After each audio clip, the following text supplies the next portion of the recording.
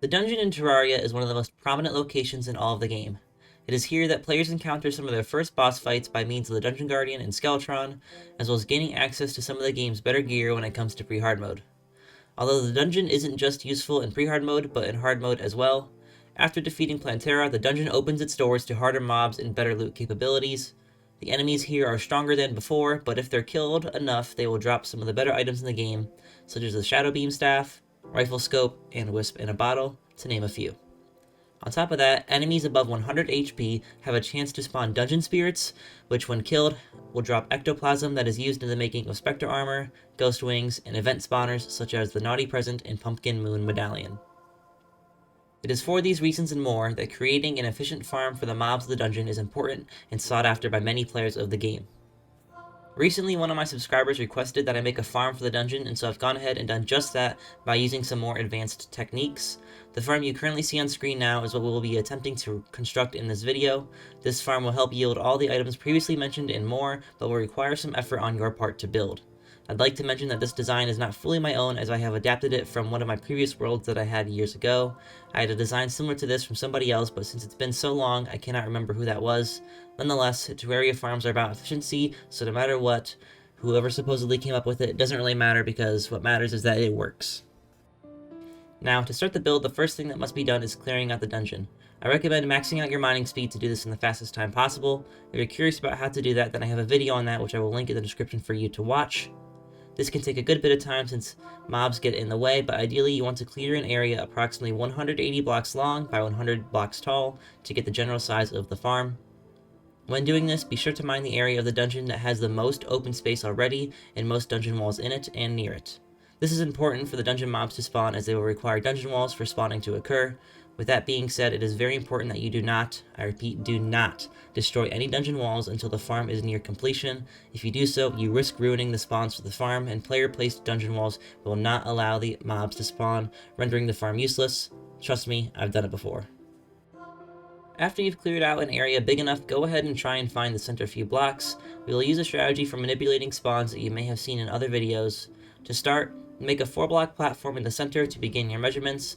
Make sure that you measure 84 blocks to the left and 84 blocks to the right. This will be your main platform for building. From there, measure 47 blocks up and 47 blocks down. This will essentially be a smaller box than the box you've already created earlier, but it is entirely probable that you'll extend your build a few blocks beyond these measurements. The reason we are using these numbers is because these are the relative distances around the player that mobs can spawn in off screen. By creating this box, we know exactly where mobs spawn when we are in the center. After that, go to the left and right edges respectively and measure out 25 blocks from the edge wall. I used torches because they were easy to mark. On the 25th block, create a wall again that leads to the roof. To know if you have the correct distance to the inner edge wall, go to the center, and the inner edge wall will either just barely be visible on your screen or not at all. That indicates that you've put it in the right spot, thus every block with the torches is where the enemies will spawn. Don't worry though, we will get rid of the torches later, just do this on both sides for now.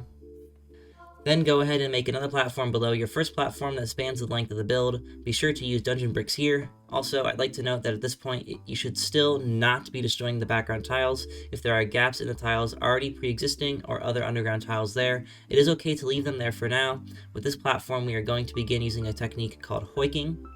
What hoiking essentially is when you place blocks down, hammer them to a specific shape, and when they are approached in a certain way or activated via wiring, they can move items from one spot to another, or move players and mobs at a quick speed. We'll implement the hoiks to move mobs to a kill chamber. Starting from the right side, place 3 blocks in the tunnel you've made and hoik them so that they are slanted down from the top left to the bottom right as seen on your screen now, where the block itself is in the triangular form at the top. Do this until you are close to the center.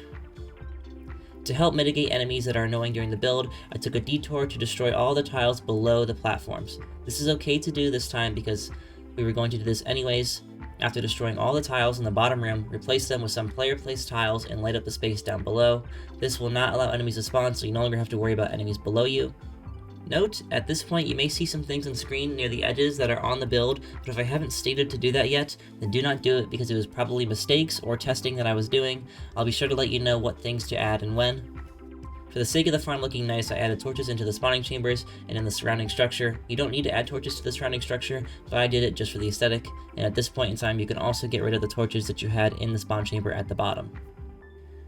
Now, just like from the right chamber, we're going to add blocks from the left chamber to near the center. We will hoik these blocks so that way they are slanted from the top left to the bottom right, with the block itself being in the bottom triangular form. It may look different on screen, but this is ultimately the way you want the end of the left side hoiked blocks to look like. This is so that the items dropped by dungeon spirits move to you accordingly. At this point in the building process, for me, things are moving around, so what you see on screen may not fully look like your structure, but we'll try and get it there. Just try to follow what I say, and at the end, mimic the end result.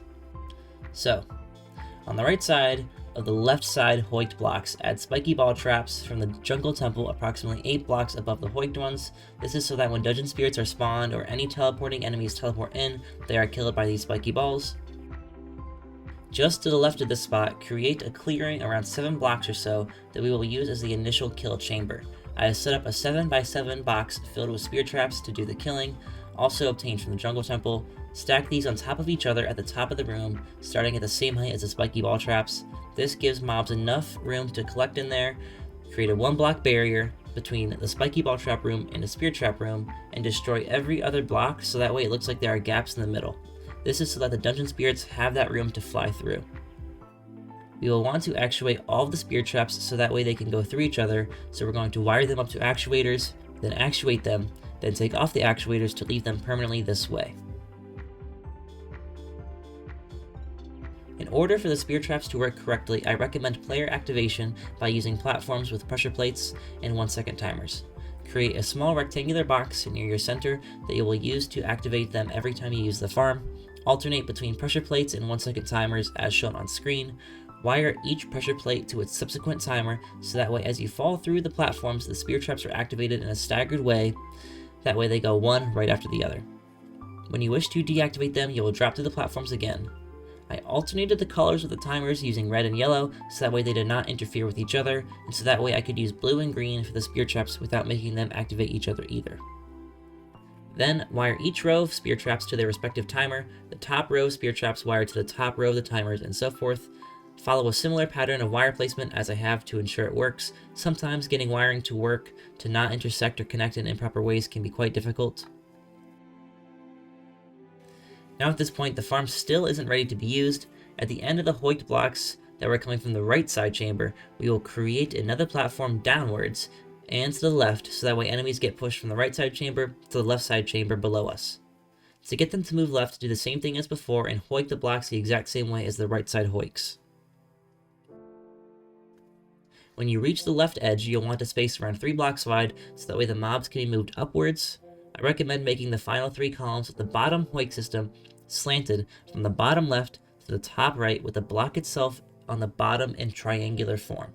Then place 1 block just 1 block away from that, and in 1 block above the ground. Slanted from the top left to the bottom right, just as we did in the dungeon spirit chamber. This will send enemies upwards, create a 2-block gap, and then place 1 more block and slant it the same way. I understand at this point it might be a bit confusing as to what I'm saying because of the language, but it can be hard to describe, so that's why I also would like you to be following what I'm doing on screen. And if you don't understand the way I'm speaking about it, then just copy it down just as you see it. Then, when the enemies are going to reach the left side chamber hoiks, place them with the same slant you have been doing in the dungeon spirit chamber, approximately 5 columns wide.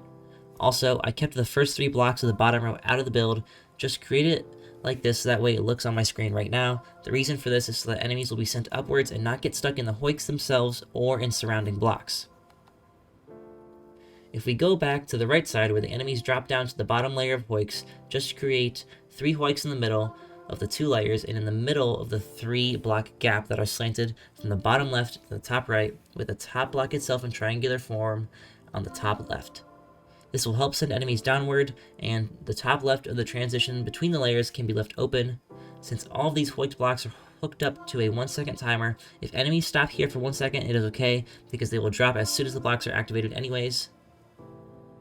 Now I recommend making the hoiked blocks in the bottom layer actually go back toward the right side chamber a bit, but hoik the blocks in a way that will send them leftwards. Occasionally an enemy will go through a wall and be down there, usually it's a slime, so this ensures that they are sent to the left accordingly. At this point, all hoiked blocks should be placed in their correct positions, all wired with the same coloring wire and actuators.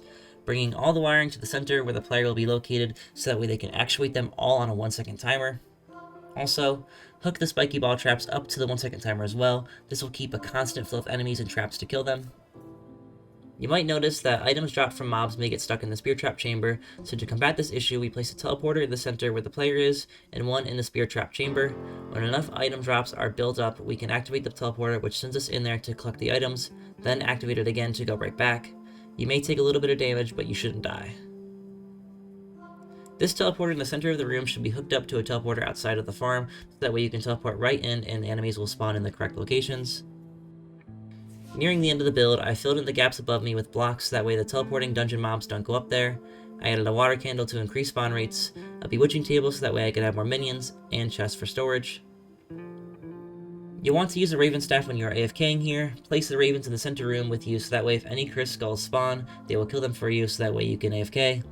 I do not recommend minions like the Stardust Dragon for this because they can travel through walls and will kill enemies during the hoiking process, and if they drop items or dungeon spirits spawn, they will not move to the correct locations. At this point, you are essentially done with the build. I added banners to the bottom to increase defense and attack with the dungeon enemies. I added a gnome to boost my luck stats so that way more dungeon spirits would spawn, and I used battle potions to increase spawns as well. I understand that this build is definitely confusing and a more advanced method of farming the dungeon, but it does work. With that being said, this build was initially meant for expert mode worlds because enemies have more health, so that is why the dungeon spirit chamber is as long as it is. In this video, you'll see that mobs die a bit more quickly since it is in normal mode, but this farm does work on harder ones as well. That is going to be it for the video, so if you have any questions, please put them in the comment section down below, and I will do my best to answer them.